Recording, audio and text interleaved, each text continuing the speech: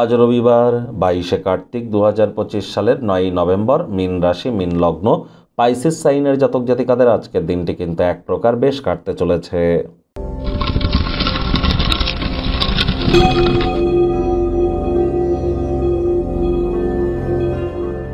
ভিডিওটির শুরুতেই স্ক্রিনে আপনারা দেখতে পাচ্ছেন সূর্যদেবের প্রণাম মন্ত্র ওম জবা কুসুম শঙ্কাশং কাশ্যপেয়ং মহাদুতিম ধান্তারিং সর্বপাপঘ্নং প্রণতহস্মি দিবাকারম।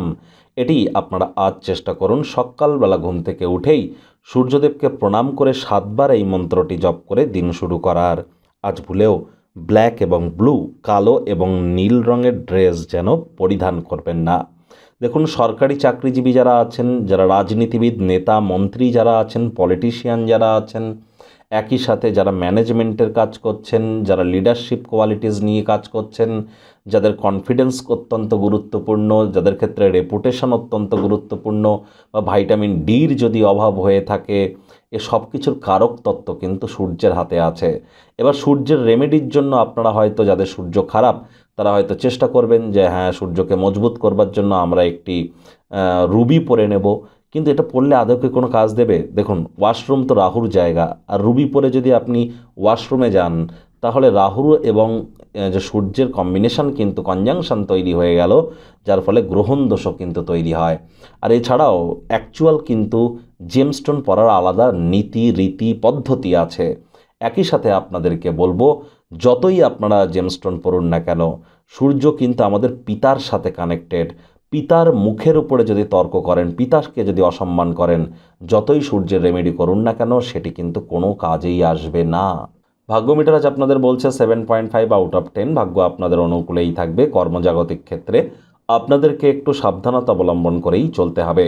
দান ধ্যান করার মানসিকতা আপনার ক্ষেত্রে গোপন আশীর্বাদের কারণ কিন্তু হতেই পারে, তবে এর ফলস্বরূপ আপনারা অনেক সমস্যা থেকেও কিন্তু ইন ফিউচার মুক্তি পেতে চলেছেন।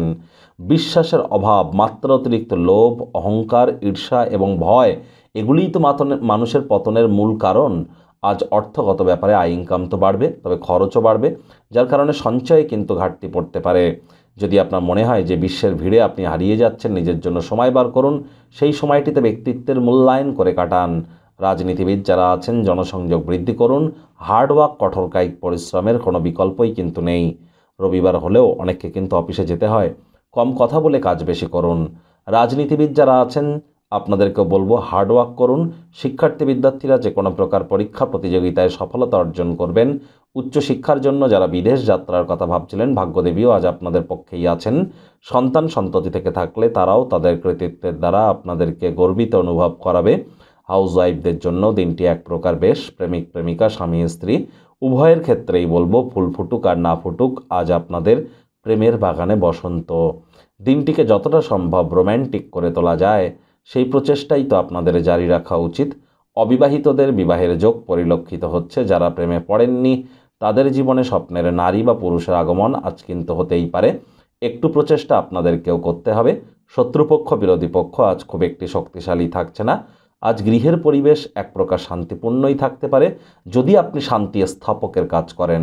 সমস্যাগুলিকে নিয়ন্ত্রণে রাখার জন্য সকলের কথাবার্তায় একটু কান দিন, সকলের কথা শুনুন।